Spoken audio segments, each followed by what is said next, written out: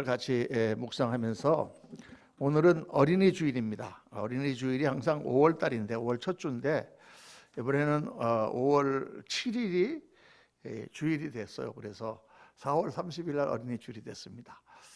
조금 그래서 이런 것 같은 기분인데 제가 이렇게 동탄에 와 보니까 젊은 사람들이 많이 살고 있고 젊은 세대들이 많고 어린이들이 굉장히 많습니다. 정말 평균 연령이 한 34세 뭐 그거밖에 안 된다 그래요. 동탄 신동탄의 그 연령이 그만큼 젊은 사람들이 많고 또 굉장히 교육에 다 관심이 많습니다. 사실 교육이라고 하는 것은 우리 이 시대에 가장 큰 과업이다.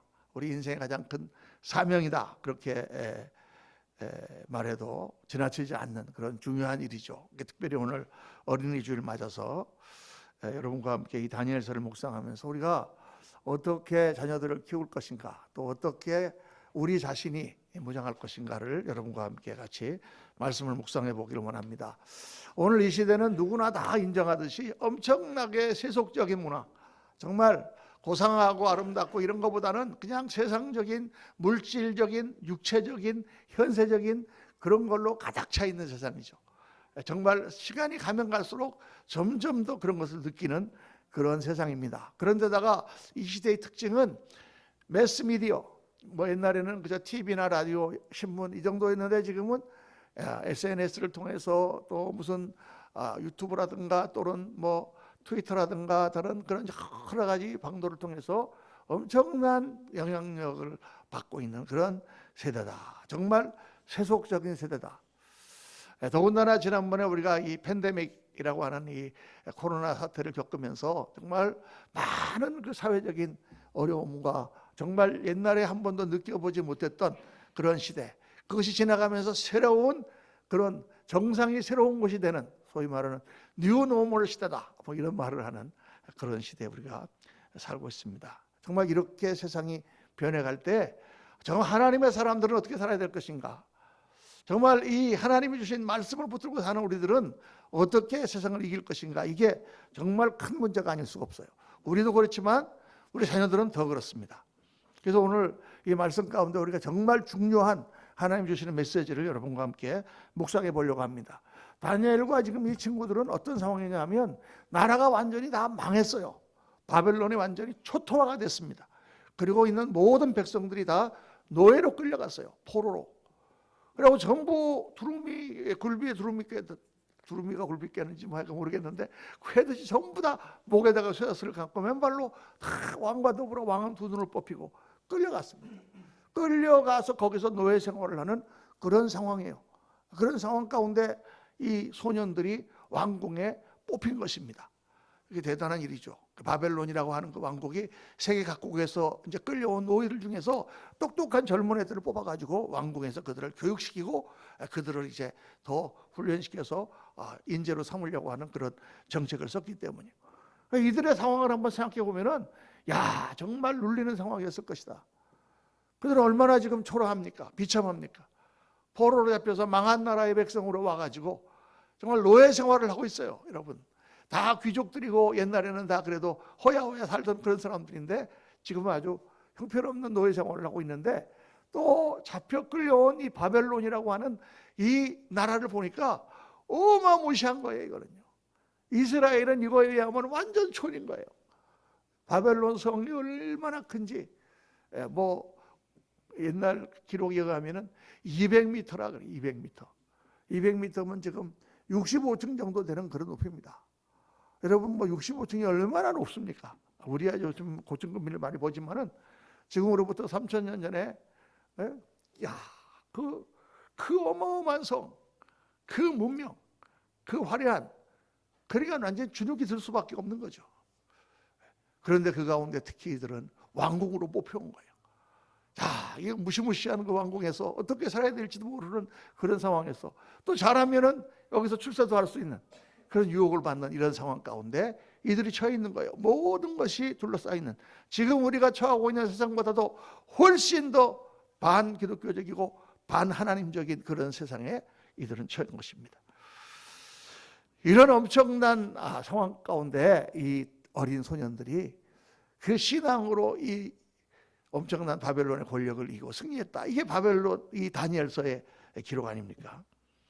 저들은 이 정말 세상을 따라야 될 것인가, 세상 권력을 따라야 될 것인가, 아니면 하나님을 따라야 될 것인가 하는 그 순간에 이들은 하나님을 따르기로 결단하고, 그것이 엄청난 하나님의 역사를 일으키고 바벨론 황제와 그 모든 사람들의 간담을 서늘하게 했다. 이게 이제 다니엘서의 주제다 그 말이에요. 무엇이 이 비천하고 나이가 어린 이 소년들로 하여금 대바벨론 제국의 황제 앞에서 이렇게 당당하게 그들의 신앙을 피력하고 하나님을 의지하고 승리할 수 있었을까?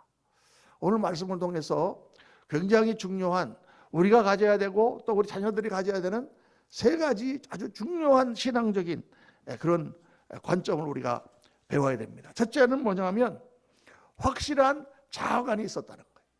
예수님을 믿고 나서 우리가 변해야 되는 것이 많이 있지만은 제일 먼저 변해야 되는 게 뭐냐 하면 나는 누구인가? 자아관이 바뀌는 거예요. 여러분은 누구입니까?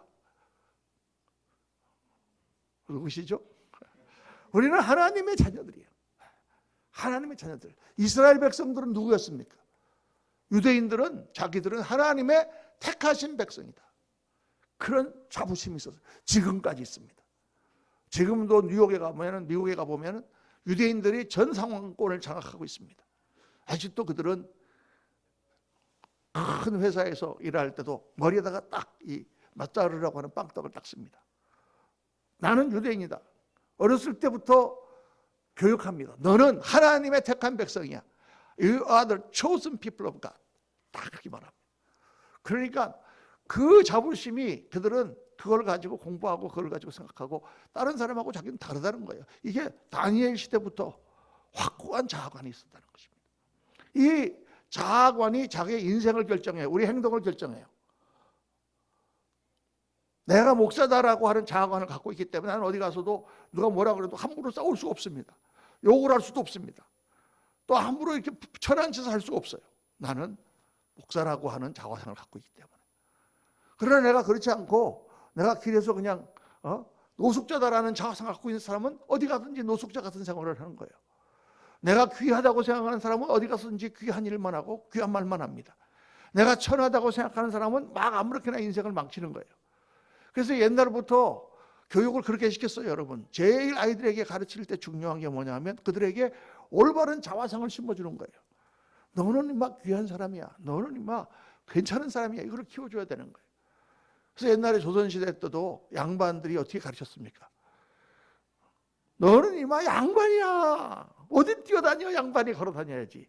아무리 급해도 그딴 거 갖고 양반이 뛰어다니면 안 돼. 이렇게 막 그렇게 가르쳤단 말이에요. 어디 가지? 뛰어다니면 양반이 아니구나. 그런 의식을 어렸을 때부터 쭉 가르친 거예요.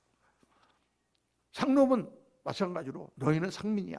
너희는 아예 쳐다보지도 마. 송충이는 솔잎을 먹고 살아야 돼. 오르지를 못하는 나무는 쳐다보지도 마. 아예 그들에게는 비천한 자아관을 계속 부르는 거예요. 여러분, 교육이 굉장히 중요합니다.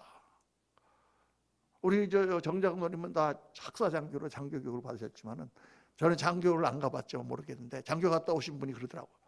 장교 훈련 받으면은 6개월 동안 아침부터 저녁까지 아침에는 복창한대. 나는 대한민국의 자랑스러운 장교다. 자기가 잘 때도 나는 대한민국의 장교다. 왜 그렇게 복창하는 거야? 자아관을 확실하게 집어넣는다. 너는 장교야. 너는 달라.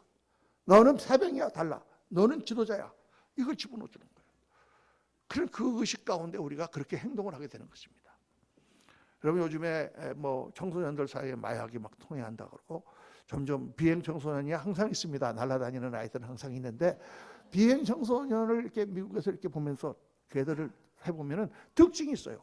비행 청소년들의 특징, 이렇게 막 가서 막 함부로 막 몸을 올리고 그러는 아이들의 특징은 자아관, 자기 자존감이 너무 낮는 거예요. 부모들이 막 싸운다든가 무슨 뭐 그냥 가정이 깨졌다든가 어쨌든 나는 그냥 태어나지 말아야 될 사람이 태어났다. 나는 형편없는 자다. 이런 자아관이 있기 때문에 망가지는 거예요. 나는 아무렇게나 살아도 돼. 나 같은 건 죽어도 돼. 라고 생각하는 그 의식이 안에 있기 때문에 애들이 이렇게 나빠지는 거예요. 걔가 나는 존귀한 존재다. 나는 정말 사랑받는 존재다, 나는 가치 있는 존재다라고 느낀다면 절대로 그렇게 끝나지 않습니다. 조금 갔다가도 다시 돌아오지. 그래서 아이들한테 제일 중요한 게 자화상이에요. 그러니까 이 오늘 말씀 보면은 이 바벨론 사람들이 그 유대 소년들을 데려다가 그들을 가르치면서 뭘 했냐? 이름을 바꿔버렸어요. 이름을. 다니엘이라고 하는 유대 이름을 벨드사살, 다니엘은 하나님은 나의 심판자라 하고 하는 그런 이름인데 그 이름을 이방신 벨의 왕자라고 이름을 바꿔버렸어요. 하냐냐는 하나님 같은 분이 누구시랴 하는 그런 유대 이름인데 그 이름을 바꿨어요. 뭐라고 바꿨냐? 사드락, 태양신 라크의 제자, 이렇게 바꿨어요. 미사엘은 하나님은 은혜로우시다 라는 뜻인데 그거를 메삭으로 바꿨어요. 욕망의 신 사크의 종이라. 아사리아는 하나님은 나의 도움이시다, 그런 말을 아벤느고, 달의 신 느고의 종, 이런 식으로 다 바꿔버렸어요. 이름을 바꾸는, 여러분 우리 여러분 다 들으셨지만 일제강점기에 우리 이름을 창씨 계명을 강요했잖아요. 왜 그랬습니까? 민족성을 없애버리고 일본 사람으로 만들겠다, 이름 바꾸라, 이렇게 되는 거죠. 이렇게 이름을 바꿀 정도로 그들이 강력하게 그들에게 바벨론식 문화를 강요했지만 오늘 말씀 보니까 이 소년들은 나이가 어린 소년들임에도 불구하고 이름은 어쩔 수 없이 바꿨지만 자기들이 가지고 있는 자기의 정체성, 자기들의 자화상, 자기들의 자존감, 자기들이 하나님의 백성이라고 하는 그 신앙은 바뀌지 않았다고 말이에요. 그래서 왕이 주는 진미를 거절하는 거예요. 우상에게 바쳤던 거기 때문에 나는 안 먹습니다. 나는 하나님의 택한 백성입니다. 여러분, 우리 그리스도인들이 이 세상에 살아남으려면 예수 그리스도를 믿고 가장 중요하게 변화되어야 되는 첫 번째 게 뭐냐면 나는 누구인가 하는 자화상이 바뀌어야 돼요. 그럼 어떻게 바뀌어야 되느냐?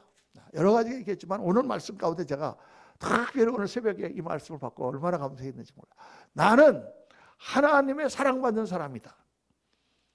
한번 따라 합시다. 나는 하나님이 사랑하시는 사람이다. 여러분은 다 하나님이 너무 사랑하시는 사람이에요. 나는 이 자화상이 제일 중요한 것 같아요. 사랑받는 사람이라는 자화상이 있는 사람은요, 절대 넘어지지 않습니다. 절대 낙망하지 않습니다. 절망하지 않습니다. 사랑받는 자기가 지금 세상에 보면은 이렇게 신문 가운데 이렇게 여러 젊은 분들이 많이 자기 목숨을 끊는 사람 보면은 절망 가운데, 말할 수 없는 절망 가운데 그들이 목숨을 끊잖아요. 근데 그 대부분이 나는 버림받은 존재라는 생각을 하는 거예요. 나는 사랑받는 사람이라고 하는 그 개념이 없는 거예요. 하나님께서 줄기차게 우리에게 하시는 말씀이 뭡니까? 난 참 성경을 오늘 아침에 새벽에 이걸 묵상하고 너무 감사한 게 하나님께서 백성을 택하셨는데 어떤 백성이냐면 노예 백성을 택하셨어요. 그 당시에 큰 문명들이 많았는데 이집트에서 지금 노예 생활을 하는 그 히브리 백성들을 하나님께서 택하시고 내가 너희 하나님이다. 너희는 내 백성이다. 내가 너희를 사랑한다. 내가 너희를 사랑하니까 너희는 다른 신을 섬기지 마라. 내가 너희 아버지야. 다른 사람 보고 아버지라고 그러지 마. 우리 애들한테 가서 한번 그렇게 가르쳐 보세요. 내가 네 엄마야. 다른 사람한테 가서 엄마라 그러지 마. 그 뭐 할 필요가 있는 말입니까? 하나님이 계속 이스라엘 백성 그 말씀하시면서 성경 여러분 너무나 유명하고 너무나 우리를 감동시키는 말씀이죠. 너는 나 외에 다른 신을 내게 두지 말지니라. 나는 질투라 이름하는 질투의 하나님이다. My name is jealous. 이렇게 돼 영어로. 내 이름은 질투야. 내 이름이 질투야. 절대 다른 신을 섬기지 마. 나만을 사랑해줘. 이 하나님께서 말이죠. 여러분, 이 우주에 나라는 게 어떤 존재입니까? 저 옛날에 어렸을 때 한번 이것 때문에 시험에 빠진 적이 있었어요. 우주가 너무 큰 거예요. 그렇죠? 이 우리가 사는 태양계만 하더라도 조그만 거예요. 우주에는요. 어마어마한 은하계, 이건 너무 조그만 거예요. 이런 은하계가 이 우주에는 수백억 개가 있어요. 셀 수도 없어요. 그런데 나라고 하는 존재, 이거 뭐예요? 이건 나 하나가 없어진다고 이 지구의 질량이 바뀌겠습니까? 나 하나가 없어진다고 뭐 세상이 바뀔까요? 나는 정말 우주의 먼지 하나보다도 못한 존재입니다. 그런데 내가 무슨 어떻게 된다는 게 무슨 그 우주를 창조하신 하나님 앞에 그게 무슨 문제가 되냐 그 말이에요. 내가 지금 막 수천억 대의 재산을 가진 그런 재벌인데 어제 보니까 은행에서 내 돈 1,000원을 갖다가 이자를 덜 줬어. 열받습니까? 재벌이? 여러분, 재벌이 돈을 1,000원 가진 것보다 우주에서 우리의 존재는 더 가치가 없는 존재예요. 그렇게 돼 있단 말이에요, 이 자연이. 그래서 성경은 어떻게 말씀하고 있습니까?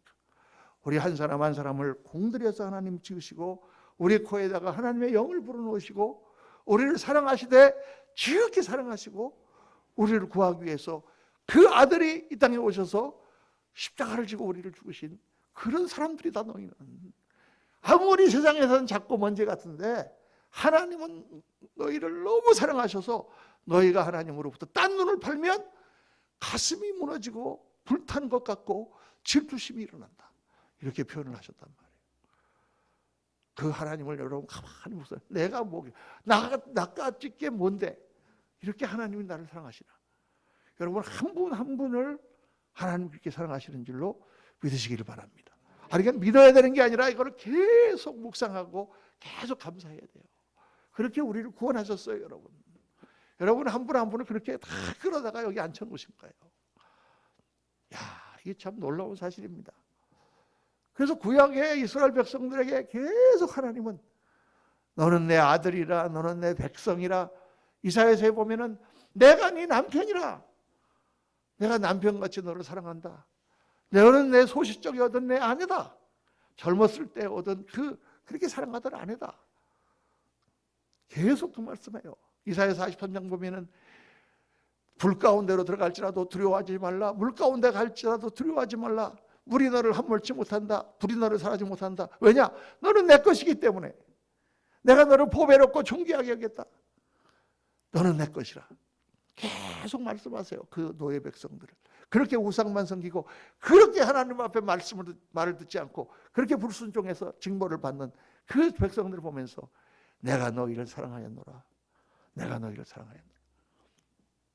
신약에 들어오면 어떻습니까? 예수께서 우리를 위하여 벌거벗게 십자가를 지시고 그리스도를 믿을 때 너희가 하나님의 자녀가 된다. 너희는 하나님의 아들들이다. 또 뭐라고 말씀하십니까? 너희는 그리스도의 신부라. 계속 말씀하세요. 고린도서에 보면은 너희는 새로운 피조물이라. 이전 것은 지나갔으니 보라 새 것이 되었도다. 우리 한 사람 한 사람을 놓고 너희는 그리스도의 향기라. 너는 세상의 빛이라. 너는 그리스도의 대사라. 너는 하나님의 편지라. 어마어마한 말로 우리를 갖다가 그렇게 칭찬하시고 우리를 말씀하시고 네가 누군지 알아라. 베드로전서 2장 9절에 보면 그러나 너희는 택하신 족속이요 왕같은 제사장들이요 거룩한 나라요 그의 소유가 된 백성이니. 하나님 여러분 한 사람 한 사람을 왕같은 제사장으로 삼으신 줄로 믿습니까? 그렇게 하셨단 말이에요. 믿어지지가 않는데 믿어지지가 않는데 하나님이 말씀하신다. 왜 그랬냐? 이는 너희를 어두운 데서 불러내어 그의 기이한 빛에 들어가시 하시니에 아름다운 덕을 선포하게 하려 하십니다. 우리 같은 자들을 어두운 데서 불러내서 하나님의 빛으로 딱 보내신 그분의 그 아름다운 덕을 칭송하게 하시려고 그렇게 우리를 뽑아내셨다는 거예요. 우리는 많은 사람들 가운데 선택되어서 하나님의 자녀가 된 사람들입니다. 이 사실을 우리가 온전히 깨닫기만 해도 우리는 정말 감사해서 세상에 뭐가 하나도 없어도 우리는 할렐루야 하고 살 거예요. 정말 하나님을 그렇게 사랑하세요. 여러분 한 분 한 분을 그렇게 사랑하세요. 오늘도 우리를 그렇게 사랑하시고 우리를 그렇게 아름답게 지으시고 더 아름답게 만드시려고 일하시는 하나님이신 줄로 믿습니다. 그걸 우리 아이들에게 심어줘야 돼요. 여러분. 아이들에게 너는 사랑받는 사람이야. 엄마 아빠가 너를 너무 사랑해. 하나님이 너를 얼마나 사랑하는 줄 아니. 그러시면 우리 아이들은 어려운 세파 속에서 그 사랑 가운데 잘 자랍니다. 둘째로 뭐를 가져야 되느냐? 확실한 가치관을 가져야 돼요. 예수님을 믿고 변화되어야 되는 게 뭐냐면 뭐가 더 중요하냐? 뭐가 가치 있는 일인가를 깨닫는 거예요. 예수 믿고 나서 우리가 깨닫는 게 뭐냐? 돈보다 더 가치 있는 게 뭐냐? 사랑이고 돈보다 더 가치 있는 게 신앙이고 이 땅보다 더 가치 있는 게 하늘나라고 이게 바뀌는 거예요. 이게 바뀌지 않으면 우리는 그리스도인의 삶을 제대로 살지를 못해요. 올바른 가치관, 끊임없이 우리가 선택을 하며 살아가는데 그 선택을 결정하는 것은 바로 그 사람의 가치관이에요. 내가 이걸 선택할 것인가 저걸 선택할 것인가, 오늘 내가 이래야 될 것이냐 저래야 될 것이냐, 오늘 예배를 가야 될 것이냐 말아야 될 것이냐, 이걸 결정하는 게 우리의 가치관이에요. 그걸로 우리의 모든 것이 결정되는 거예요. 그래서 현대인들의 문제는 뭐냐, 이 가치관을 혼동되는 상황에 살고 있다는 거예요. 지금 이 시대는요, 절대 가치가 없어졌어요. 지금까지 수천 년 동안 인류를 지배해오던 공통된 가치라는 게 있어요. 동양이나 서양이나 유교나 불교나 뭐 기독교나 모든 그런 사람들이 일반적으로 갖고 있는 생각이 뭐예요? 남녀가 서로 사랑해야 된다든가, 부모를 공경하라든가, 사회 질서를 지키라든가, 이런 기본적인 개념이 지금 다 무너졌어요. 지금 다 무너진 세대단 말이에요. 그래서 가정에 대한 가치, 자녀에 대한 가치, 생명에 대한 가치, 성적 순결함에 대한 가치, 이런 것들이 다 무너져버린 그런 시대입니다. 되는 대로 사는 시대예요. 점점 세상이 가면 갈수록 이상해지는 걸 느끼는 거예요. 여러분 요새 그런 거 많이 느끼잖아요. 예? 미국에서 일어났던 PC 운동이라고, Political Correctness라고 하는 그런 운동이 뭐냐면 남녀 평등을 막 주장하다 보니까 이 혼동이 막 오기 시작했어요. 역사를 갖다 막 자기 멋대로 재단하고. 그러다 보니까 남자하고 여자가 왜 둘만 있어야 되지? 그래가지고 성의 정체성이요, 이제는 젠더 프로그램이 남녀가 아니에요. 미국에는 36가지 성의 정체성을 만들어요. 그래서 이제 이런 웃지 못할 우픈 웃기면서 슬픈 그런 얘기 많이 나오잖아요. 남자가 갑자기 여자라고 그러고 가서 역도대회 가갖고 1등을 하고 금메달을 타고 가는 거예요.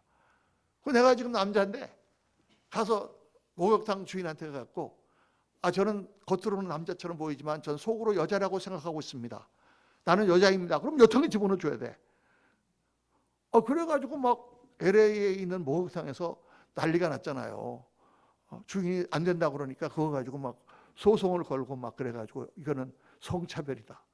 아니 남자가 와가지고 여탕에 들어가려고 그러면서 나는 내가 여자라고 생각한대. 근데 미국 법이 어떻게 되냐면 내가 여자라고 생각하면 당신 여자야. 모양은 남자인데 내가 여자라고 생각하면 당신 여자야. 세상이 그렇게 됐을까요? 이렇게 혼동이 될까요? 그게 어렵습니까? 남자 여자예요. 진짜 남자 여자야. 아니 제가 하나씩 물어보는 거예요 지금. 이거 어렵습니까 이게? 아니 이렇게 지금 이게 왜 무너졌느냐?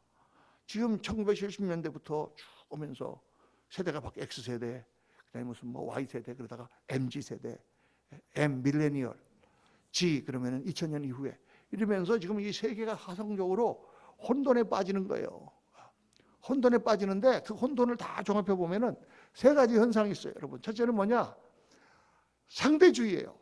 이게 아인슈타인 상대성 원리부터 시작해가지고 지금까지 모든 것을 절대라고 생각하던 것이 절대가 아니다라는 생각이 점점 사람들 사이에 이렇게 들어오게 된 거예요.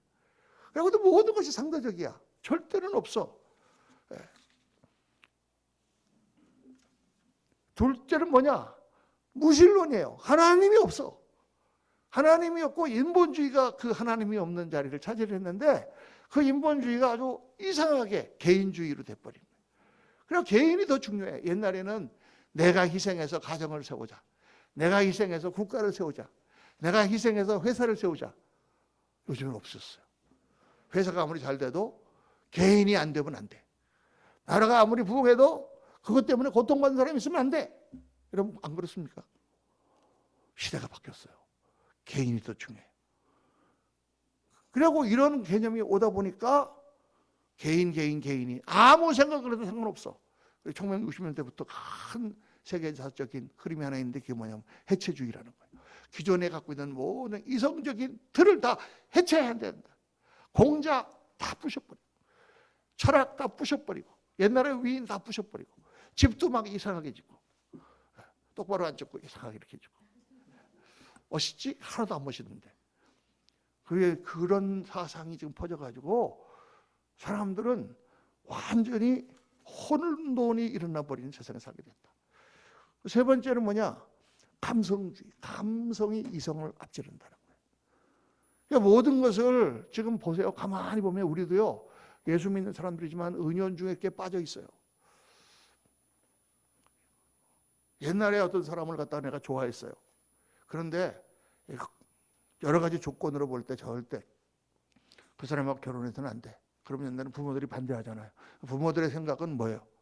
무조건 애가 미워갖고 반대하는 게 아니라 굉장히 상식적이고 이성적인 판단을 하는 거예요. 근데 그 젊은이는 자기 사랑의 감정에 끌려가지고 그냥 그렇게 가는 거예요. 그렇죠. 그런 게 이제 상당히 옛날부터 이렇게 그 문제가 돼 있었는데 점점 시대를 지나면서 감성이 이성을 압도해버리는 시대가 돼버린 거예요. 이제는 논리적으로 옳고 이성적으로 맞는 것보다 내가 느끼는 대로 하는 거야. 그러니까 우리가 신앙생활도 마찬가지입니다. 감성적으로 하면 안 돼요. 물론 감성적인 부분이 있어요. 막 할렐루야 막 좋으니까 하고 힘들면 어렵고. 그러나 그때마다 우리가 말씀이라는 것을 들으면서 이성적으로 우리가 정신을 차려야 돼요. 어려운 일이 있을 때 믿음으로 나갈 때 그걸 다 생각하며 하나님 정말 그렇게 하셨습니까? 이성적인 결론을 거기서 찾아가며 우리가 가는 거예요. 이성을 잃어버리면 안 돼요. 우리는요. 근데 점점 시대가 감성주의로 가기 때문에 모든 세상이 그렇게 돌아가는 거예요. 정치도 그렇게 돌아가고 경제도 그렇게 돌아가고. 우리 옛날에 항상 그랬잖아요. 그 사람 모양새가 뭐 중요하냐? 본질이 중요하지. 그 사람이 가지고 있는 성품이 중요하지. 뭐 정치가가 뭐 얼굴이 잘생기면 뭐하냐?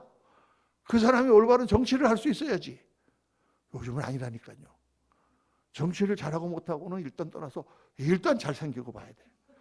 일단 사람들에게 좋은 이미지를 줘야 돼. 그 사람이 어떤 눈을 가지고 있느냐. 이게 어떤 정치를 잘하느냐보다 더 중요하단 말이에요. 가만히 보세요, 여러분. 이 세상이 그렇게 돼가는 것입니다. 그런데 우리 믿는 사람들은 그런데 휘둘리면 안 되는 것이 우리는 절대적인 가치를 갖고 있는 사람들이란 말이에요. 우리는 하나님의 말씀이라고 하는 절대 가치가 있어요. 이 세상은 이렇게 변할 수도 있고 신세대건 구세대건 여러 가지 생각을 할 수가 있지만은 예수 믿는 사람들은 하나님의 말씀이라고 하는 변하지 않는 절대 진리를 가지고 있는 사람이에요. 그 하나님의 말씀만이 우리를 인간되게 하고 그 하나님의 말씀만이 우리를 행복하게 하고 그 하나님의 말씀만이 우리를 영광되게 하는 거단 말이에요. 아멘입니까? 그게 우리가 다른 거예요, 여러분. 우리가 그게 다른 거예요. 그러니까 이 다른 걸 갖고 살아가려니까 힘들어. 세상에서는 쉽지가 않아. 사람들은 다 이렇게 생각하는데 나는 다르게 살아야 되니까. 그러나 그래도 그들과 함께 웃으며 끌어안고 그러나 나는 하나님의 사람이요 나는 하나님의 말씀대로 산다고 하는 가치관을 갖고 우리가 살아야 됩니다. 우리 자녀들도 그렇게 가르쳐야 돼요. 세상이 아무리 변해도 너는 이것을 확실하게 해라. 이것은 절대 가치다.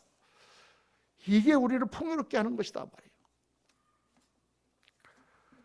다니엘과 그 친구들은 이 바벨론의 엄청나고 풍성하고 이 거대한 화려한 문명 앞에서 그들의 유혹에 넘어가지 않았습니다. 어느 것이 더 중요한가? 잠시 이 땅에서 편안하게 살고 물질적인 풍요를 누리는 게 중요한가? 아니면 영원한 하나님 그분을 바라보고 가는 게 중요한가? 여기에서 그들은 확실한 가치관으로 확실한 결정을 내렸다. 그래서 그들은 승리했다. 이걸 성경이 보여주는 거죠. 세 번째로 중요한 게 뭐냐? 확실한 신앙관이에요. 이 신앙관이라는 건 뭐냐 하면 내 주인이 누구냐 그 말이에요. 내 주인이 누구냐. 여러분 우리는 어떤 사람들입니까? 예수 그리스도를 나의 구원자요 그분을 나의 주인으로 모시고 사는 사람들이에요. 우리 인생의 주인은 내가 아니라 예수님이에요. 아멘입니까? 기분 나쁘십니까? 예수 믿는 사람들이라는 정의가 뭐냐면 예수 그리스도를 믿고 예수 그리스도를 나의 주인으로 모시고 예수님을 따라가는 삶. 그 사람이 예수 믿는 사람이에요. 예수님이 내 주인이에요, 여러분. 근데 이 말은 동시에 무슨 말이냐면 누가 세계를 통치하느냐? 누가 세계를 통치합니까? 이 세상의 권력자들이 통치합니까? 돈 많은 사람들이 통치합니까? 그렇게 보이는 것 같지만 우리는 어떻게 믿습니까? 하나님이 다 통치하고 계신다를 믿는 거예요. 잠시 이들이 모든 세상의 권력을 갖고 있는 것처럼 보이지만 그러나 궁극적으로 모든 것을 통치하시는 하나님이시다. 그 다니엘서가 쭉 그 얘기예요. 그 뒤에 그 풀목불 앞에 선 소년들, 그리 아니하실지라도 나는 신상을 절할 수 없습니다. 기도하지 말라고 하는 언명이 내렸을 때 다니엘이 창문을 열어놓고 예루살렘을 향하여 기도해서 사자굴 앞에 갔지만, 그러나 그 왕이 그냥 너무나, 다리우스 왕이 너무나 안타까워가지고, 다니엘아, 지금이라도 말 한마디만 해라. 내가 너를 살려줄게. 그러나 거기 굴하지 않습니다. 그리고 사자굴에서 건져냄을 받고 풀무불에서 건져냄을 받았다. 이게 다니엘서죠. 이 세상을 통치하시는 분은 하나님이시다. 그러니까 작은 일이지만 그들에게 주는 모든 고기와 진미를 거절했어. 왜 그랬냐? 신약 시대에도 그 문제가 나오지만 그 당시에 모든 고기들은 제사를 신에게 드리고 나서 그걸 잡았습니다. 그러니까 시장에 파는 고기들도 다 제물이에요. 그러니까 유대인들이 안 먹는 거예요. 다니엘 때도 마찬가지예요. 바벨론의 신에게 다 제사를 지내고 나온 그런 진미기 때문에 나는 것을 먹지 않겠습니다. 이렇게 한 거예요. 여러분, 대단한 결단이에요. 작은 일 같지만 세상에 속하겠느냐? 그걸 먹는다는 것은 내가 바빌론 신과 하나가 된다는 것을 뜻하는 것이었기 때문에, 아니면은 때로는 그들이 나를 핍박해도 나는 나의 길을 가겠다는 소신을 갖고 인생을 살아가느냐? 이 선택 가운데서 예수 믿는 사람들은 당연히 결정할 수 있어야 된다. 그 당시에 다니엘의 나이가 불과 15살, 18살밖에 안 됐을 거라고 생각하는데, 이 15세, 16세밖에 안 된 소년들이 어떻게 그 엄청난 권력 앞에서 이렇게 당당할 수가 있었는가? 참 놀라 자빠질 일인 것입니다. 왜 그렇게 했을까요? 그들은 어렸을 때부터 신앙교육을 받았기 때문입니다. 올바른 가치관과 올바른 자화상과 올바른 신앙, 여러분, 그거를 우리가 남겨줘야 되는 거예요. 하나님께서 그들을 지키시는 거예요. 우리가 뭐 돈 좀 남겨준다고 걔네들이 뭐 계속 잘 살 것 같습니까? 아무리 돈을 많이 남겨줘도 걔들이 그 한순간에 날려버리면 거지 되는 거예요. 그러나 하나님이 그들을 지키신다 그러면 어디를 가든지 그들을 승리하는 것입니다. 아멘입니까? 이사야서 26절 3절에 다 같이 시작. 주께서 심지가 견고한 자를 평강의 평강으로 지키시리니 이는 그가 주를 의뢰함이니라. 심지가 견고한 사람은 하나님이 꼭 평강으로 지켜주시고, 하나님을 의뢰하는 자를 하나님 붙들어 주신다. 하나님을 물려주는 것보다 더 귀한 교육이 어디 있겠습니까? 여러분, 정말 신앙교육은 중요한 거예요. 우리 아이들에게 사랑받는 자다. 너는 올바른 가치관을 가지고 살아야 된다. 그리고 너는 하나님을 의뢰하고 하나님을 붙들고 살아야 된다. 오늘 이 시대는 다니엘이 살았던 시대보다 훨씬 더 세속화된 시대입니다. 역사는 하나님의 사람을 기다리고 있어요. 이 유명한 교부 성 어거스틴이 쓴 책에 하나님의 도성이라는 책이 있습니다. 유명한 책입니다. 그 책에서 어거스틴은 두 개의 성을 이야기해요. 하나는 바벨론이라고 하는 화려하고 큰 성, 하나는 겉으로 볼 때는 작지만 하나님의 성 예루살렘. 이 두 개의 성을 얘기합니다. 이 두 개의 성을 살고 있는데 우리 믿는 사람들은 어디 사는 사람들이냐? 예루살렘에 사는 사람들이다. 그리고 이 큰 바벨론 성은 어떻게 될 것이냐? 결국은 다 멸망한다 그 말이에요, 여러분. 수없이 역사를 지나가면서 그 바벨론 문명과 같은 그런 문명들은 다 무너졌어요. 아브라함이 살던 수메르, 아카드, 또 갈대아 우루 문명에서부터 바벨론 문명, 페르시아 문명, 그리스, 헬라 문명, 로마 문명, 그 다음에 다 문명은 무너졌어요. 세상의 문명은 왔다 갑니다. 몽고가 천하를 지배한 것처럼 보였지만 지금 몽골 가보세요. 거기 유목민들 몇 사람이 사는 아주 작고 초라한 나라가 되었습니다. 세상의 것은 다 변하지만 우리 하나님 나라는 영원히 서리라. 할렐루야. 하나님의 나라를 가고 있는 역사 가운데 너는 어느 도성에 속했느냐? 라고 성 어거스틴이 물어보는 거예요. 우리는 하나님의 도성 예루살렘에 속한 사람들이다.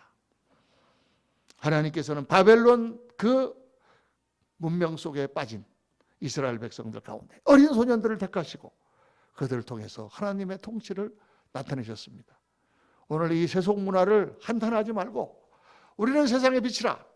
우리 자신이 그리스도 안에서 확고한 신앙만을 가지고 승리하는 자가 될 뿐만 아니라 우리 자녀들에게 정말 하나님의 백성으로서 자긍심을 불어넣어주고 하나님이 그들과 함께 하신다는 확신을 심어넣어 주셔서 그들이 앞으로 가는 세계 가운데 정말 빛이 되고 지도자가 되고 세상을 변화시키고 하나님께 쓰임받는 그러한 자녀들로 만들어가는 저와 여러분 되시기를 예수님 이름으로 축원합니다.